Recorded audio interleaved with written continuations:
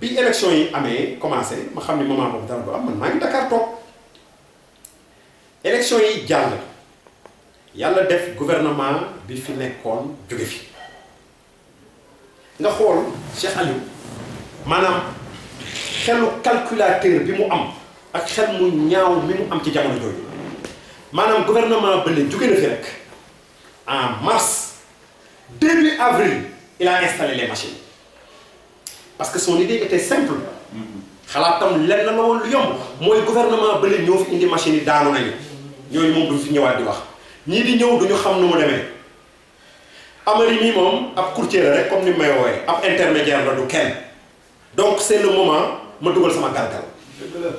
daal di jël machine yi fa ma ko teg maanaam ci fa ma ko teg déplacé wu ko sax dafa mbaar xadd ko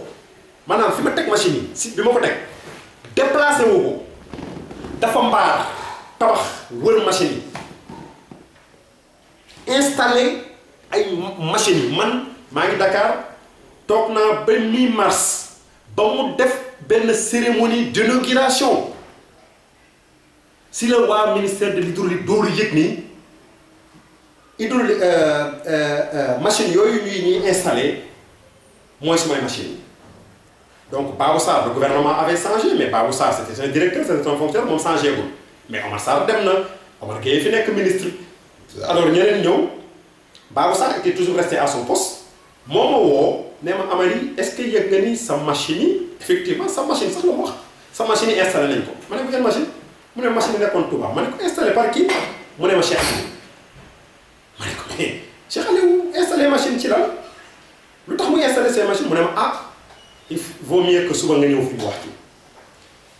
le lendemain ma dem bureau mu ne ma man daal fii laa toog mes services de l'hydraulique Touba ñoo ma informé que Cheikh Aliou mu nga doon def benn cérémonie alors pour de mise en route des machines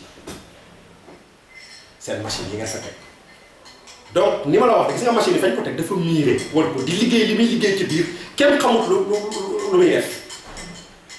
ba xëy rek def inauguration alors ma ne Babou Sarr léegi nag qu'est-ce qui va se passer mu ne ma ah xam naa ne de dana am problème ma ne ko léegi sama diib xam nga lu ma bëgg mu ne ma ne ko yow le gouvernement là yow Babou Sarr vous n'êtes pas exempt de reproche parce que projet bi plus d'une année muy am ay manquement ay nii te mosoo leen taxaw jël ci ay dispositions comme si yéen seen yoon nekku ci dem ba Cheikh Aliou sañ a fekk ay machines yoo xam ni gouvernement moo ko moom teg ko nga jël ko di ko installer je sais que du yéen régler ce problème comme vous n'avez pas pu régler problème yi passé du yéen a koy régler léegi xam nga lu ma bëgg mu ne ma ne ko comme am na un reliquat de 10% boo xam ne waroon nañ ko libérer après l'installation a été faite xaw ma par qui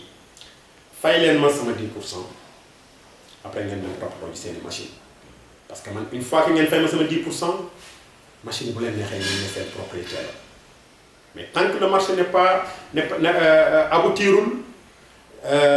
aw ma un PV de réception fayoo ma sama reliquat les machines sont toujours mes machines parce que en fait jaayuma leen des machines un projet fini laa leen jaay te le projet n'est pas encore fini Babou Sarr ne ma waaw bon léegi man Babou Sarr ne ma dans tous les cas man mënuma fay 10% yi je ne peux pas payer les 10% yi ak fii mais du ma ko fay parce que en fait recevoir uñu les travaux yi dafa nekk en cours am ku def main basse ku jël say machine mais machine say machine la ñu jël say machine la ñu jël donc c'est à toi nga récupérer say machine et continuer le projet naqari na ci dégg-dégg mais dëgg la ma ne ko baax na ma xëy le lendemain fekk journée bi yëpp may wax Cheikh Aliou wuyu ma du ma wuyu xam naa du ma wuyu ma taal sama oto fekki ko Touba damay dem maa ngi koy woo jotuma ko ba buntu këram bi ma fay taxaw maa ngi koy woo jotuma ko far yàlla def ma dugg fekk ko mu toog ma ñëw mu yóbbu ma ci biir ñu jàmm santé ma ah xanaa baa woo ma ne ko woo naa la ay yoon dama nga jotul waaw sa numéro daf ma réeroon nag sama téléphone fii laa ko tegoon xam naa ne loolu lépp amut mais man li ma fi indi woon naa ko dox bi ma ñëwee déglu ko ne ko nag sëñ bi de man de samay tànk mooy dama toog Dakar ñu xamal ma ni sama machine yi ma nekkoon fii kat dañ koo installé ba def nga sax cérémonie boo xam ne seetaan naa ko man nii sama bopp avant may ñëw mu wane ni yow daal machine daal installé nga ko ba yaa ngi koy jëfandikoo waa ministère bi woo mu wax ma ko ma jaar fa wax ak ñoom li may wax ak ñoom léegi nag moo taxoon ma ñëw ci yow pour laaj la loolu nan la demee bu la demee ne waaw loolu am na ndax machine yi fii lañ ko indi teg ko fii alors waa gouvernement ñi ministre bi fi nekkoon nag ay Babou Sarr ñu bañ Touba la ñoo xam ne la bu rëy ñoom rek xam naa ne projet bii duñ ko kii liñ may jéem a wax naan ma doo ko teg ci site beeg yëpp bañ projet bi la rek waaw ma xam ne bu ma leen seetaanee projet bii du sotti ndax waaw ñu bañ Touba leen tàmbalee accuser nit ñi de lépp ma ne ko loolu yëpp waxuma ko ñoom moomuñu machine ministre boobu ngay wax mu naa ma ne ko moomul machine directeur de l'exploitation boobu ngay wax mu naa ma ne ko moomul machine yow machine yi bu fi nekkee bay xomaat bay yàqu bay doon feeraay moomu loo ko te amoo benn autorité wu teg ci sa loxo parce que sa yoon nekk ci yow machine yi fañ ko tegaluñ la ko fa teguñu ko sa loxo moomoo ko sa yoon nekkul ci projet buy continuer ak bu continuer li ma la bëgg a wax nag mooy samay machine nga installé te seetaan naa vidéo bi nga xam ne def nga ko ci sa inauguration bi wax nga lépp ba mu des fan la machine yi jógee yow bu dee machine yoo xam ni dañ ko jox sëñ bi mënoo nga ko wax ci inauguration bi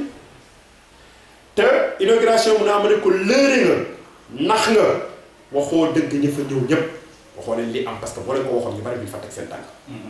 sëñ bi yónnee na fa sëñ Bass Abdou Khadre nga fa woon sëñ Mountakha nga fa woon gouvernement bi ci boppam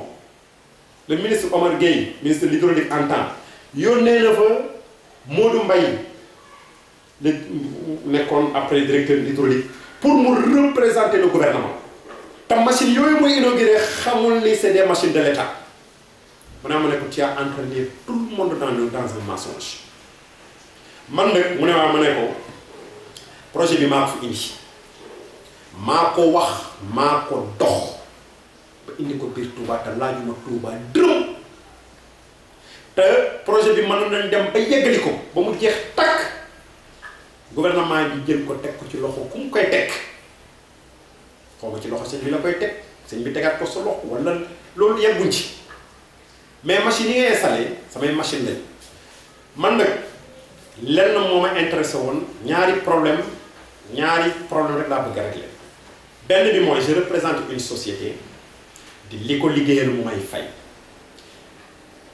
seen projet bi dafa des un reliquat boo xam dañ ko waroon a fay après l'installation bi nag jotuñu ko def nga def ko damaa bëgg nag nga toppatoo lu leen fay yow ci sa bopp ba ministre bi fi nekk Omar Gueye nga wax ko li nga def ak lépp bu daal di bu ñuy fay mu fay ñu américain dem seen yoon ñun ñu des fi lijjanti bi loolu mooy premier cas bi may réglé beneen cas bi mooy taalibe Sëñ Tuubaa la liggéeyal Sëñ Tuubaa la bëggoon machine yi alhamdulillahi rabbil alamin ba mën naa sant yàlla ndax au moins fa ñu jógee sori na ba tey mu ngi daw donte ni demeewul niñ ko bëggee woon waaye loolu dama ciy sant yàlla léegi nag man benn problème rek laa am mooy problème mu ñu fay américain seen reliquat léegi nag mu ne ma ne ko man personnellement awma problème mais fexeel ñu fay américain yi ñu dem seen yoon machine yi nag bis bu ñu fay américain yi machine état bi la bu ko état bàyyee si yow man sama yoon nekk ci ñu ko bàyyi sa loxo sama yoon nekku ci ndox mi du ndox mu ñu waroon a jaay bu ko état bi nangoo nga koy jaay sama yoon nekku ci mais ba fi ñu toll nii machine yi maa ko moom parce que état bi mu may xaar ma yeggali projet bi te sama ñàkk yeggali projet bi danger la ci man mii ëllëg ndax tey ñun ñii ñoo ko seq yàlla def na ñu ngi fi mais ëllëg bu ma bàyyee nii aw ma PV de réception même fayeeku ma sama 10% bàyyi ko dem ëllëg yeneen beneen gouvernement fii ñëw yeneen nit a fii ñëw bu ñu ñëwee toog ubbi archive yi ne et y avait un projet de 643 millions l'État a payé à hauteur état bi fay na 90% mu desoon 10% te travaux yi mosuñu ko gisuñu fenn foo xam ne livré nañ ko su boobaa ñu ne ma Amary kaay ana travaux yooyu lu ma fi nekk expliqué naan Cheikh Aliou ku ma wax dina ko fi fekk naan léegi lii gouvernement Abdoulaye Wade defoon nii ku ma wax loolu dina ko fi fekk loolu mu ne ma ne ko du ma ko def je veux ñu régler problème bi ñu fay américain ngi dem bu état bi décidé bàyyi machine yi ci moom ñoo xam ñu defal ma sama PV de réception bu wane ni jox naa leen équipement yi ba ëllëg man kenn du ma topp ci dara waaye état bi moom defut loolu état bi moom carrément dañu taxawee fële genre Amary sa problème la yow gaawal nga régler sa nga jox ñu sunuy travaux sinon kat ëllëg tamit mën nañ dal sa kaw parce que man l'état moom j'ai les preuves naa leen wan des une dizaine de lettres boo xam ne bind naa ko ku ne Omar Gueye bi mu fi toogee Pape Diouf ba ci Mansour Faye Diène Faye du ci kenn koo xam ne binduma la lettre wax la sur la situation mais kenn jéemu ci dara lu dul mel na Pape Diouf foofu je m'arrête un peu le ministre Pape Diouf mooy la seule personne boo xam ni au moins amoon na benn franchise bi ci wax lu mën a nekk lu mënta nekk convoqué na ma convoqué Cheikh Aliou convoqué Modou Mbaye mi directeur de l'hydraulique xamal Cheikh Aliou ne ko gouvernement bi du fay gouvernement ne peut pas payer du fay da nga fekk machine yu jàmbur nga jël ko un projet bu nekk en cours la nga détourné ko di commercialiser ndox moo xam ni ça devrait être ndox mu ñuy may nga koy commercialiser c'est devenu ce n'est plus un projet social da ngay commercialiser ndox donc mënoo di commercialiser ndox mi xaalis di si génn après gouvernement bi di yëkkati xaalis di fay loolu mënul nekk bu doon sax l'aspect social du projet a été maintenu xëy na ñu xool ay solution mais doo commercialiser ndox mi ba pare ñun ñuy gouvernement bi di fay loolu du ma nekk li ma lay proposer mooy comme les américains ñoom ñu fay leen ñu dem rek moo leen intéressé jamono bi boo dee Amary ngi ni toog moo leen représenté il est souple talibé la trouver la moom benn solution nga fay américains yi ñu dem parce que quand les américains vont faire la pression sur nous yow yaay am problème ñun du ñu am problème yaay am problème parce que yaa fekk yëfu jàmbur nga jël ko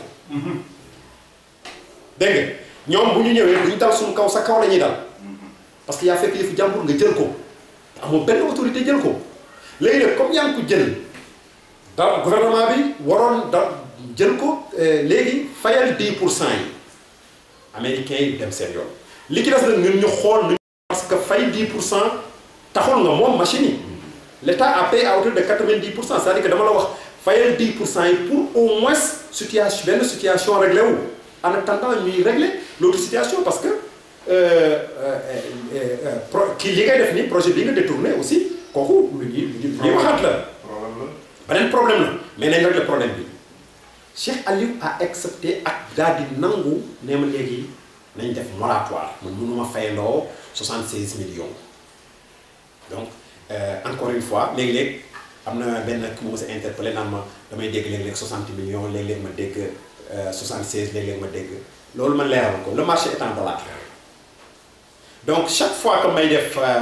benn demande de paiement ci taux dollar bi laa koy calculer donc tantôt les chiffres dañuy changer en CFA donc moment boobu avec dollar bi li mu wàcce woon c'était 64 millions et quelques bon Cheikh Aliou ne ma léegi dañu def benn moratoire léegi mais moom amul lu mu mën a fay donc yaa ngi may léegi nan laay fay ma ne ko déet comme yaay fay man yaa xam ni nga ma ne léegi demal nga bind benn proposition nga yónnee ko waaye nag du nekk luy étalé wu sur le temps de bu mu passé 3 mois nga xool nag noo koy fayee mu doon loo xam ne dañ koy yóbbu à ta banque ñu def benn irrévocable lettre de crédit xaalis boobu ñu la koy dagg ci niñ ko waxee muy dugg ci compte américain ñu bañ a revenir sur ce problème. si Aliou d'accord ma defee ni ce problème là réglé na mu dem ma dem alors toujours may xaar mu yónnee ma moratoire bi ci biir noonu ñii kii Sénégal élection municipale yi ñëw Pape Diouf après les élections municipales xam ngeen ni après il a été démuni ñu jëlee ko à son poste de ministre public biñ ko fa jëlee Cheikh Aliou waxatul nangootul wax ci moratoire il est parti voir le ministre Diène Faye comme moom stratégie am loolu la quoi moom toujours day wut ku mu yan lenn waaw ne ko way Pape Diouf daf ma bëggoon a fayloo Touba la bëggoon a fayloo kii bi Pape Diouf nangam wax ci waxam ji mu tàmm wax yépp ndax moom defee na ni moom intimider nit ñi ak xoxotal nit ñi moo koy may si lay amee lu bëgg alors Diène Faye tamit jël fa ay engagement naan ma c'est pas l'état loolu du Touba ko war a fay c'est un marché de l'état moo koy fay dégg nga Cheikh Aliou daal di génn ci moratoire bi ma woo Cheikh Aliou ne ko Cheikh Aliou sunu moratoire boobu mu ngi bëgg yàgg te déggatuma la nga wax ci te ça commence à poser un problème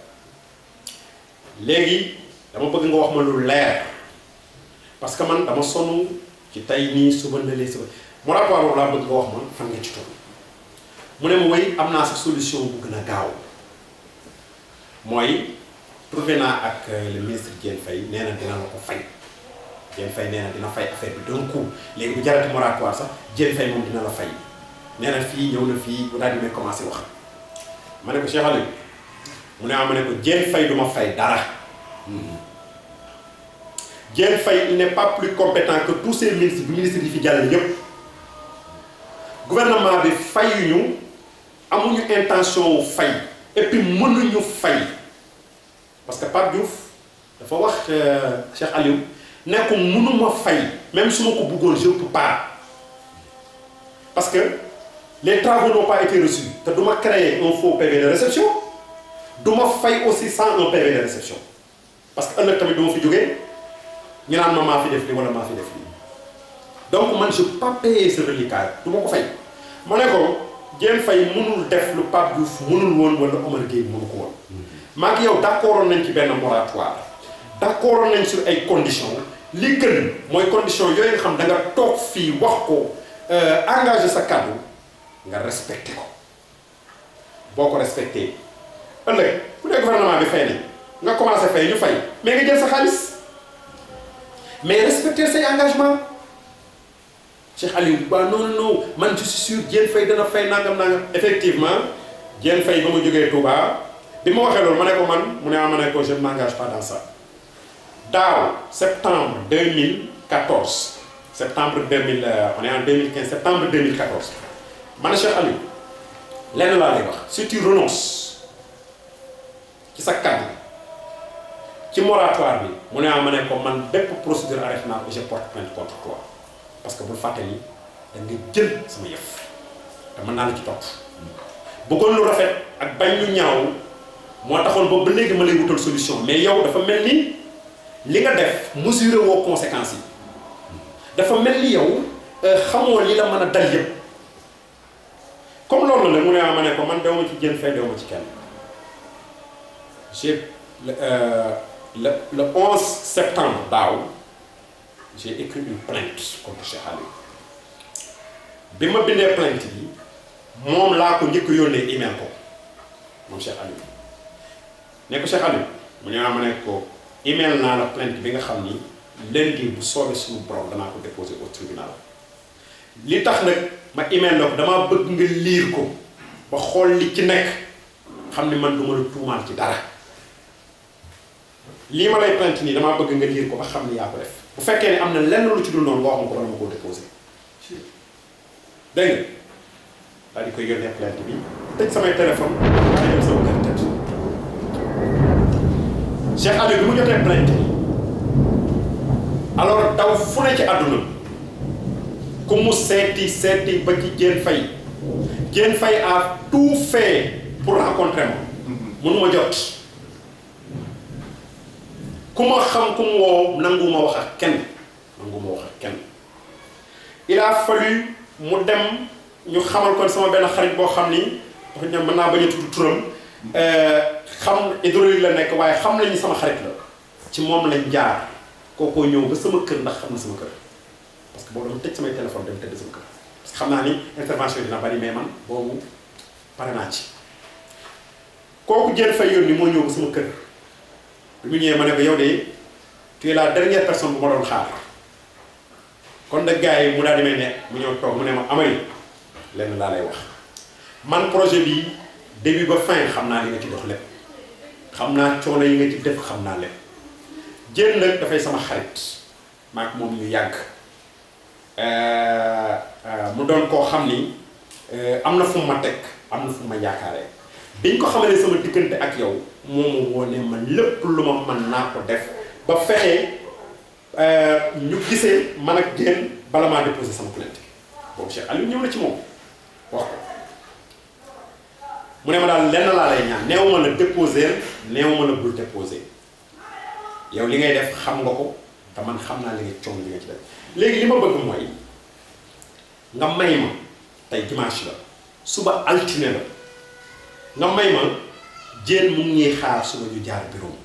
lenn rek laa la ñaan mooy ma ànd ak yow bu bureau Diène mais engagé wu ma la ci dara bu ñu demee bu la waxee lu la doy baax na bu la waxul lu la doy it man baax na Louga laa jógee nii spécialement pour ñëw jël si pour fexe nga wax ak Diène ma ne ko yow de yàllaa xam rek xëy na nii la mënoon demee keneen ci àdduna ku mu mënoon doon defe naa ba ma ñaanoon li ma bañ mais yow yàlla dafa def dañ xamantee ba tey maa lay ñaan nga may defal donc yaa ngi may door a ñaan ci àdduna sama ngor may may bañ donc nii tëj sama téléphone bii ak toog fii sama kër bañ a dem fenn bañ a génn bañoon wax kenn taxoon mais comme demee na noonu mu ñaan ma ne ko dinaa la may loolu bu subaa ñu daje fii 9h bureau Diène sur les 2 voies camp pénal bi mu ne ma man kay duma fa dajeeg yow damay ñëw ba sa kër bala ngaa changé d'avis moom ma ñëw ba sa kër kee ñu ànd ma ne ko bu la neexee mu ñëw jël si ma le lendemain ñu dem ci Diène bi ñu demee toog Diène vraiment remercier ñu wax xamal ma ni daal remercier nañu kontaan na ci ñëw bi ñu fi ñëw expliqué ma tamit ne ma moom il s'engage personnellement dina régler problème boobu c'était en septembre mu ne avant la fin du mois dinaa régler ce problème lu mu gën a avant la fin de la semaine dinaa la woo wax la kañ lañ lay fay une semaine sorewul c'était un lundi ñu dem ba le vendredi mu woo ma boppam ne ma rapproche-toi de Modou Mbaye le directeur de l'hydraulique ma dem ci Modou Mbaye defe ni c'est un chèque qu'ils vont délivrer ma dem ma ñëw mu jox ma benn papier benn këyit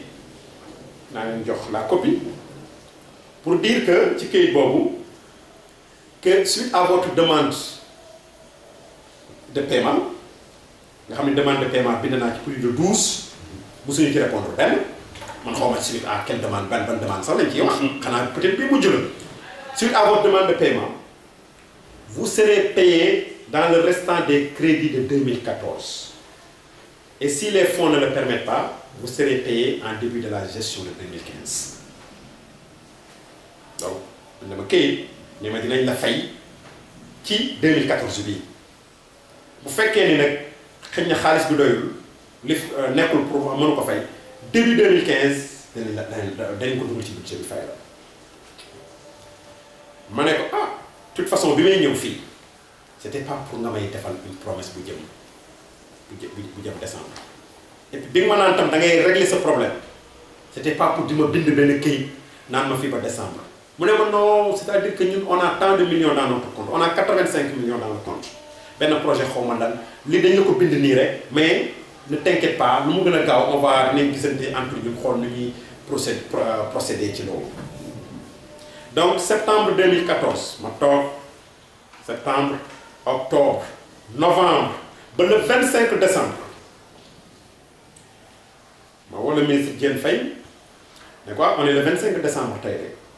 donc apparemment dafa mel ni affaire bi moom du nekk ci 2014 on dirait que du nekk ci 2014 maa mu ne woy bon xam nga kii mais t'inquiète pas c'est inscrit dans le budget en début dès que ñu commencé l'année budgétaire nangam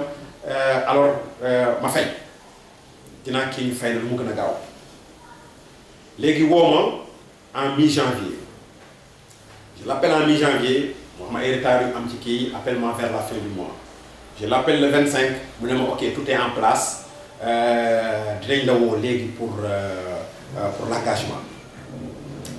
ma toog effectivement le 13 février le 14 février le DAGE du ministère de l'hydraulique woo ma Amady Gueye ma ne ko waaw mu ne ma unité potabilisation Touba ma ne ko waaw mu ne ma bon il faut me présenter les factures et les papiers nangam parce que ministre bi joxe na après ñëw fii ma dem fa mu ne bon ministre bi joxe na ay instructions pour ñu kii la nangam wax ma ne ko lan mooy engagement mu ne ma waaw moom ay procédure la ñuy def nii mën na jël nag 1 mois maximum 1 mois la après on te délivre ton chèque wala ñu viré ko dans ton compte mais indi les dossiers bi may nee lépp c'est le DAGE même monsieur Diokhane moo xool dossier yeeg yëpp ne ma non mais écoute marché bi non kii c'est pas inscrit dans le budget kii liñ ma waxoon kii non man dama defe ni woon ni sax xaw ma lan ak la mais lii moom la DEM bi signé la direction d'exploitation et de l'aménagement bi signé ak yow le contrat a toujours eu les fonds dans son compte foo yaa ngi ci ñoom ils t'ont payé à 90% beneen 10% moom mu ngi foofu ñoom mën nañu yëkkati fay la buñ la bëggee fay nañ la fay léegi mais non moom mënu def engagement ci loolu bureau laa toog moo Diène Faye alors ñu ne la DEM en fin 2014 DEM remplacé nañ ko par l'office des forages ruraux l'OFOR un certain Alassane Gagny Sakho mooy le directeur Modou Mbaye mi nekkoon directeur de la DEM est passé directeur de l'hydraulique en remplacement de Diène Faye mi nekk ministre secrétaire à l'hydraulique donc ils ont essayé de trouver si ñoom benn solution Modou Mbaye il a passé consigne à l'OFOR ci passation bi def na ci le marché mais le compte est toujours à son nom mais moom il va pas signer il signe benn chèque parce que la DEM n'existe plus bien que le compte est à son nom il signe pas le directeur de l'OFOR toog ne carrément écoutez jox nañ ma passation le marché mu ngi kii le document de passation mais le document de passation c'est un document de 400 pages je ne dis pas que ni xaw ma lu ci nekk te jëlaguma fonction su ma ko jëlee tamit lenn laa mën mooy toog xool ko je vais le traiter comme ni may traiter dossier yëpp bu dee lu ñu war a fay te ñu war ko fay mu nekk fii aw ma ci problème mais li may bañ mooy ngeen ne mu ngi ci kii après nga ñëw defe ni dama la war a fay parce que la DEM l'OFOR n'a pas hérité des problèmes des crédits de la DEM parce que la DEM xamoon na ni day cesser d'exister en 2014 en fin 2014 donc la DEM dafa war a jël disposition yëpp pour régulariser d'autant plus que xaalis mu ngi ci compte mu tax woo ñu fay la bi la bëggee fay lañ la woo fay la donc loolu jaroon ñu ma koy passé léegi nag il faut qu'on soit clair bu dee dossier bi ñëw na ci man dinaa ko traité comme ni may traité dossier bu dee lu ma war a fay ma fay bu dul lu ma war a fay itam du ma ko fay alors ñu amaat beneen blocage foofu donc le ministre Diène Faye me dit que je suis inscrit dans le budget que dinañ ma kii mu ngi ci budget je suis pas nekkuma ci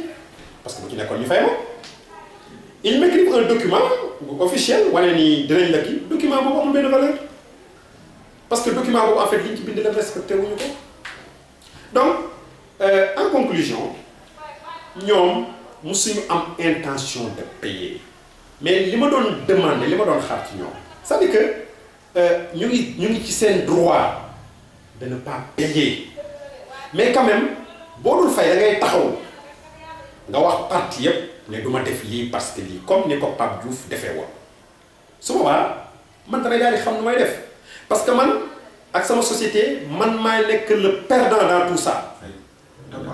parce que 3 ans s'est écoulé Cheikh Aliou est en train d'exploiter di dawal samay machine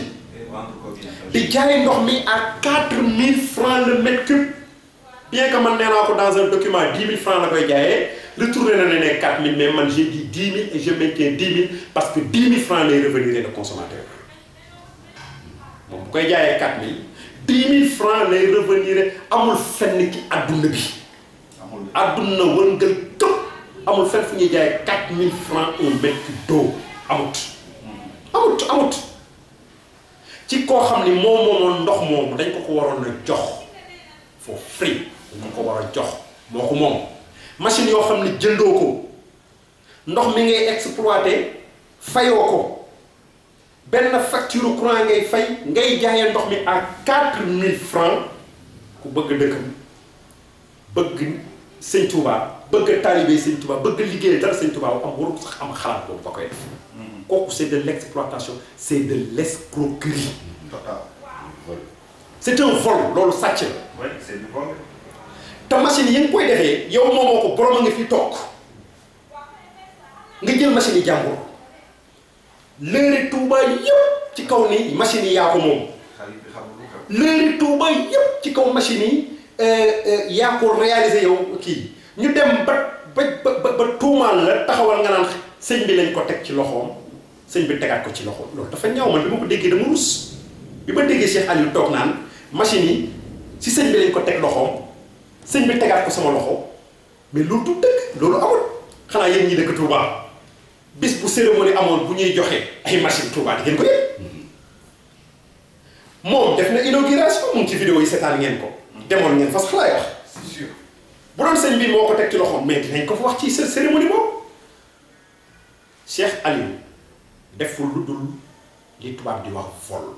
escroquerie avec de confiance fekk na fi jàmbur jël ko ci ay pexe jàppale gouvernement bale dem nañu gouvernement bi di ñëw du ñu xam dara te doon na réussir plan parce que avec effectivement gouvernement bale dem na gouvernement bi di ñëw xamuñu dara d'ailleurs mooy li ma la wax def nañ cérémonie d'inauguration bu ñu yónnee seen ndaw mu représenté te xamuñu ni lii ñuy inauguré ñoo ko moom kon plan bi réussir na man rek la jàppee woon benn waaye bu dul dara du ma dara wax na dëgg waaye taalibe Sëñ Tuubaa la wax na dëgg du ma dara waaye projet boobu maa ko xalaat maa ko dox maa ko indi te li mu xamut mooy dama ci jokkoo maanaam xalifa général ay yoon dox ci wax ceeg moom ba taxawal projet bi buy taxaw tey naan sëñ Sidi Matar lañ ko jox sëñ Sidi Matar teg ko sama loxo loolu dafa ñaaw maanaam boo defee jëf ju ji ju ñaawee noonu waaye génn ci sëñ bi ñaaw na nga ciy tudd turu xalif général di wax ni moo ma def ba maanaam tudd ci turam ne dafa ñaaw mais loolu boo koy wax xanaa ay xale nga koy wax état bi ci boppam recevoir les travaux état bi ci boppam ñun joxoowuñu ko pour mu mën koo jox kenn ba kooku di ko jox moom dafa am loo xam ni xel nanguwu ko xëy na ñi may waxal dañ xamul woon dëgg-dëgg mbir mi mais li ma leen di wax lu yomb la damay répété wu rek mooy machine yi maa ko indi séqëx état pour installer ko jox ko ci loxoom bala ma koo installer Cheikh Aliou jël na machine yi état moom taxawee na rek nee ma jël say machine te yeggali travaux yi état jël ko joxaguma ko machine yi tegaguma ko ci loxoom pour mu mën koo jël sax di ko teg ci loxo seen Sidi Matar ba seen Sidi Matar di ko jox loolu amul fa ma ko teg fa la ko fekk jël ko daj ci samay carnet daj ci samay conteneur jël sama yëf ci kaw man maay Cheikh Aliou Mbacké bu dee da nga nekk sëtu Sëñ Touba am na leneen noo ko war a wanee du noonu bu fekkee ni da ngay gëm Sëñ Touba di liggéeyal Sëñ Touba bu fekkee ni xalif général moo la dénk liggéey war nga xool lim la dénk bu baax nga koy sellal waaye doo dem di jël alali jàmbur di gaañ ay doomu aadama di lor ay doomu aadama di mbubb woonaan xalif général ma ko dénk te la preuve li ci gën a ñaaw mooy lay génn ci machine yi. xaalis bi ciy génn. tey bi ma ko xaymaalee dama ko ne dina def 3 millions 200 par jour 3 millions 600 par jour. 3 ans. mu weddi ko ne ma 1 million 200 lay def. yaa ren man projet moo ko wax. nee na 1 million 200 lay def par jour dégg nga de 1 million 200 ci 3 ans 1 milliard 500 millions la yow alali jàmbur nga seen ko tiim naan ko 1 milliard 500 laa def ci sa kii yow nga yaakaar ne Cheikh Aliou 1 milliard 500 dugal na ko Touba tey mu ngi fii di pàkkoo ay ñeenti forage yu ñu fi bënn forage 60 millions 65 millions lañ koy bënnee tey 1 milliard 600 boobu bu ñu ko tegoon ci loxo xalifa général ñaata forage la ñuy bënn Touba. bu dee forage sax 100 millions lay jar tey ñaata xanaa mën nañ ci bënn 16 forage kon man su may wax ay kuy liggéeyal sëñ Touba ak kuy liggéey man maay liggéeyal sëñ Touba man ndax man dugal naa fa ay jumtukaay yu nit ñi di naan tey bu ñu taxawee naan ndox mi biñ ko fi dugalee léegi feebar yi jóge na fii lii jóge na fi def na fi bu lëg di gërëm bu lëg lekkee bu lëg lekkee aloom day ko na ko gërëmee coy dégg nga Cheikh Aliou deful dara ci machine yooyu Cheikh Aliou lu dul yàqal waa Touba ci projet bi la def ndax ndox mi du woon ndox mu ñan war a jaay ndox mi équipement yi ñu indi yëpp pour boole ko installé ko mënu ko installation ba mu ko installé bu installation bu baax am na ay équipement yu ci bokk te mënu koo installé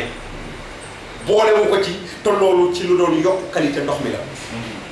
xaalis bi mu leen koy jaayee ngeen koy fay di ko rang di ci rey seen bopp